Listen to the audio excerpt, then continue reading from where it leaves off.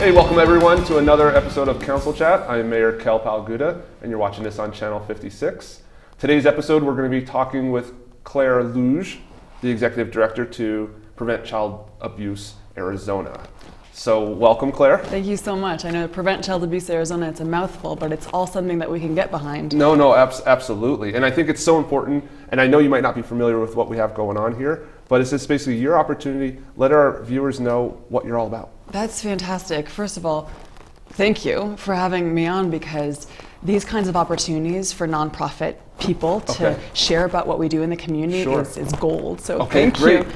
No, that's so we at Prevent Child Abuse Arizona, we're a statewide nonprofit organization that's headquartered here in Prescott Valley. I'm pretty sure it's the only statewide organization that is headquartered here, and we're actually on town land, so thank you so much. Let our viewers know where that's at. Yes, so we are actually at 3298 Bob Drive, right off Robert, creatively named Robert and Bob. So we're right there next to the DES building. Yes. So it's a beautiful campus. It used to be the old town hall, actually. Right. Our building is right next door to it. So for those of you at home, it's across the street from American Legion Park, right by Engine 53, the fire department. So I'm sure you pretty much know where it is now. It's a beautiful place, and right next door to us is our Family Advocacy Center, which is also a project of ours. And what they do at the Family Advocacy Center is they help victims of crimes, including child abuse, including domestic violence, sexual assault, to get the help that they need so they can begin their journey to healing. And we actually had Missy on one of our shows. Thank you. And so those of you at home, you can just search for through the YouTube channel and catch that episode if you want. Talk about YFAC. So. Yes. So they are part of us, but we are also a statewide organization. So we are focused on preventing child abuse before it ever happens in the first place. So we would like to prevent people from ever needing YFAC. Because even though those crimes, unfortunately, they happen all the time, they happen every day, we know what works to really prevent abuse and neglect from happening. And we're working to educate people on what that is. So it's safe to say that people, I mean, from my experience as a police officer, they don't wake up and think, you know what, I'm going to abuse my child today. It's a bunch of events that are build up, correct? Yes. So thank you so much for acknowledging that, because oftentimes people don't have a context for what prevention is. So when I ask people, how do you prevent child abuse? They say, well, you call CPS or you call DCS. And that's important. If you suspect child abuse and neglect, definitely call DCS. But what prevention is supporting families so that abuse and neglect never happen in the first place. So first of all, about 70 to 80% of abuse is actually neglect. And so neglect, a lot of those things have to do with things like substance abuse or things like poverty. Those kinds of things can exacerbate and can lead a parent to not be able to provide the nurturing and the safe environment that their children need. So it's mostly neglect. And we know that how we prevent neglect is we strengthen families. So there's an approach that we like to talk about in terms of how to prevent child abuse, and it's called the Strengthening Families Protective Factors Framework. Say that 10 times fast. I know, seriously. We love our big names and we love our acronyms in nonprofit work. But basically, it's working with families in a way that focuses on and builds their strengths. And those 5 strengths that we work on building are parental resilience, so your ability to cope with stress. As a parent, you got to be able to do that, because it turns out parenting is stressful, but also life is stressful, right? So positive coping skills. Then there is social connections, so community. Anything that we can do, you and I, or anyone out there, to promote community and connection between parents and community is great. And Prescott Valley does that really well, actually.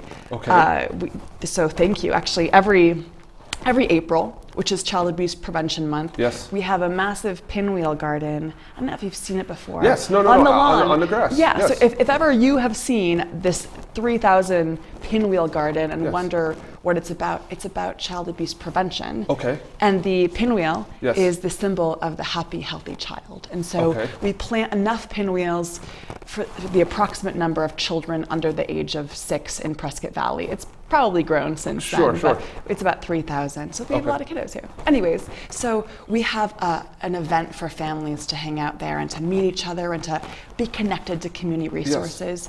So anything like that that brings people together is really good for families and kids, okay? So social connections. Okay. Third is knowledge of parenting and child development. Mm-hmm. So parents deserve to know how children develop so they can nurture that development. I think people, and for those that are parents, they realize that there's no like manual that comes with your book, with your Yes. child, right? Like we're just kind of winging it, trying to do what our parents taught us, that type of Yeah. thing. So it is helpful to have a little guidance, some people need it a little more than others. Exactly. If Sure. you consider that parenting is the most important job in the world, which we think it is, because you're absolutely. literally raising A little human beings, Yeah, of course. like the leaders of tomorrow and Yes. people who will fix, that will solve our problems. Yes. We need good parenting. Sure. And like any job, you get training, hopefully. You get training, you get education, you get mentorship, right? Right. Parenting is the same way. And unfortunately, nowadays, there's kind of a stigma in parenting education, like going and asking for help and learning about parenting. You're absolutely right. Yeah. We need to bust that stigma because every parent needs support. Sure. I don't know who you are. I mean, I don't care who you are. You need support because you're going to face something that Yeah. you've never been faced before. That's just what Absolutely. parenting is. No, okay? of course. So parenting, education, and knowledge. So parents need to be connected to the tips and tools and knowledge that they need. Sure. Then the fourth one is concrete support. So Okay. it's help when you need it. So whether it is, that you need help with internet connection because your kids need to go to virtual school because of Yeah. the pandemic, or Right. you need a food box because you lost your job, or it's help with rental assistance. Or you have a flat tire, someone needs to help you out. I mean, it's help when you need it. That's Okay. concrete support. Gotcha. And the fifth is opportunities for children to gain social and emotional skills. Okay. So it's community and family interactions that help a child understand how to build relationships and how to understand their emotions and, regulate them. Because those kinds of skills, Sure. like how to be a friend and how to manage your emotions, those are really important human skills. Right. And you need them, if not as much or if not more as things like math and reading and things like that. course. So those 5 things, I know that I went through them, those 5 things, we're working to build those 5 things. Gotcha. Yeah. No, that's huge. Yeah. What do you think your biggest challenge is? Thanks for that question. There are so many challenges, of course, and preventing child abuse in Arizona is a mammoth of a project. Yeah, of course. I see our biggest challenge as being distrust. Okay. And what I mean by that is families may not want to reach out and ask for help when they need it because they don't trust that they're not going to be judged. They don't trust that they're not going to get in trouble.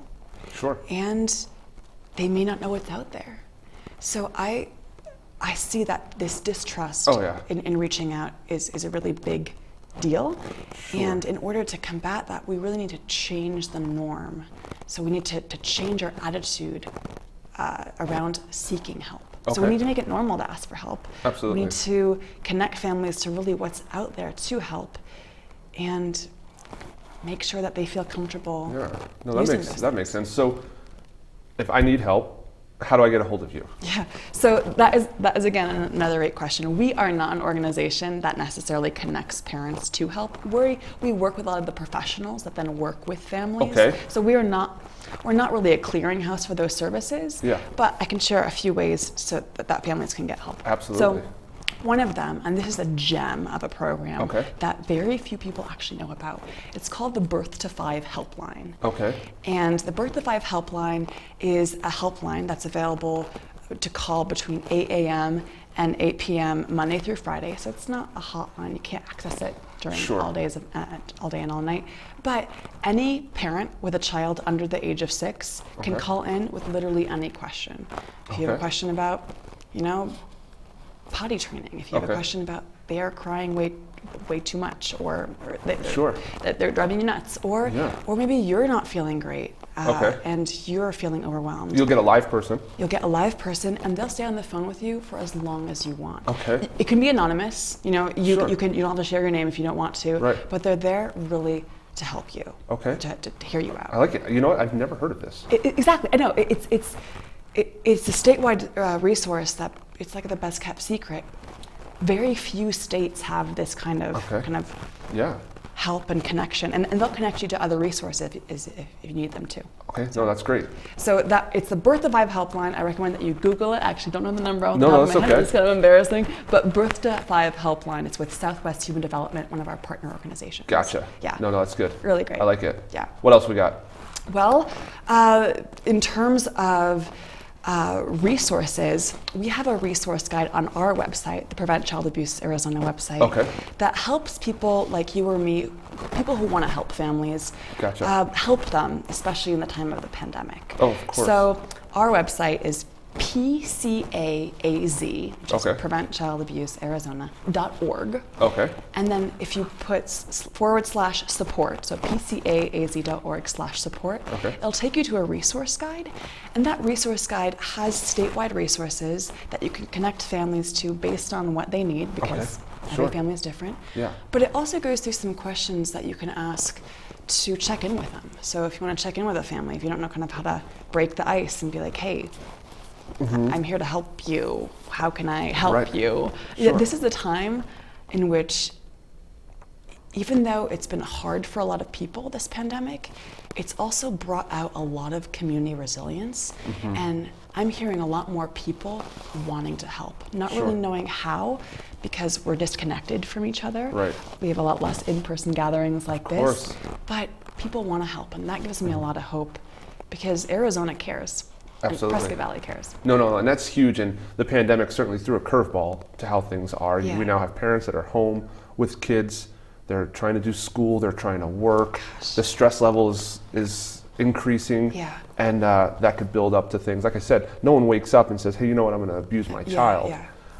Do you see there being a history? So if someone was abused as a child and they grow up and be a parent, are they more likely to treat their children similarly, or is that not true? So yes, they are more likely to perpetuate the intergenerational cycle of abuse, what we call it, but they don't have to. Sure. Of course. Right. If you've been abused as a child, it doesn't mean that you're doomed to repeat it. It doesn't mean that you're doomed in any way, because there's something called resilience, and we can. If you have positive people in your life, if you have positive social connections, if you have positive coping skills, you don't have to repeat what's happened to you.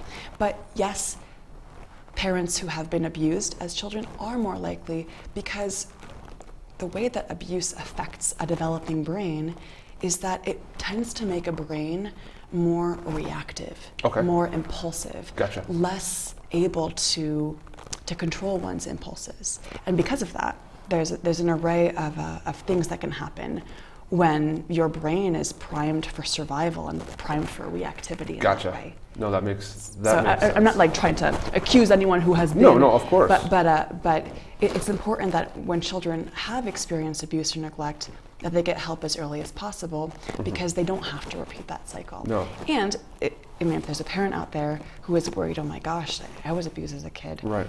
Am I going to repeat this with my own children? Sure. No, you have the choice. You can be the cycle breaker. And I'm seeing so many parents who are making that choice to ask for help, to talk about it, to be transparent about what they struggle with. And that's really changing the future. No, that's huge.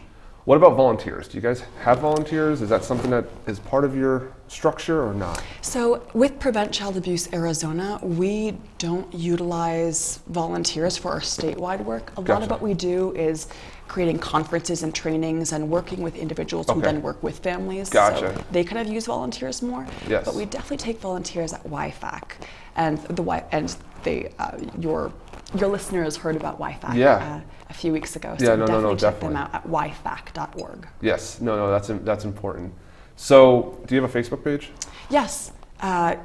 You can search for us at Prevent Child Abuse Arizona. There's a bunch of tips that we share about positive parenting and taking care of yourself as a parent. Gotcha. Because really, the most important thing that parents can do is take care of themselves. Because when you take care of yourself, then you can be present for your child, which is the most powerful thing that you can do. And in that vein, as a community member, if you want to help a child, the best way to help a child is to help a parent. I like it. Because that's the world of the child. Yeah. And we can't just help children. We also need to help and support and empower their caregivers. I agree. That's the child's world. And you're right. Get rid of the stigma that it's tough to ask for help. Yeah. And just know that everyone's in here to help. When you hear that phrase, it takes a village to raise a child, it truly does. It does. And there's no reason why we shouldn't be helping people the best way we can. Yeah. So we're wrapping it up. Is there anything that we want to touch that we didn't touch on? We know how to get a hold of you through Facebook.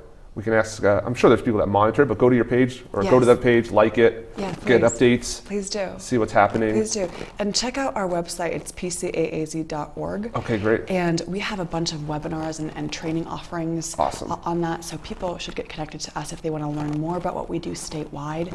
Great. In general, I know this sounds a bit cheesy, but keep on being kind to each other. Absolutely. You never know how much a kindness can positively impact a parent and a child and how much that could make their day and really change their experience that day and even their life. So kindness goes a long way. Essentially, that's really what we're trying to promote for everyone. Yeah, no, I mean, that can just spread out to everything. It's just be kind to everybody. Makes the place a little bit better. Yeah.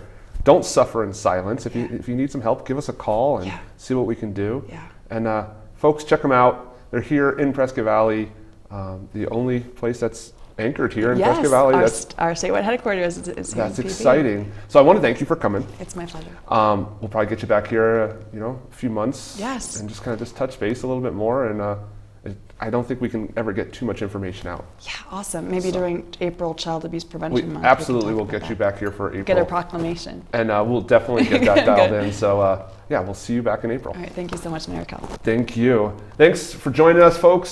Stay tuned for some more episodes as they come about. So have a great week and be kind. Thanks.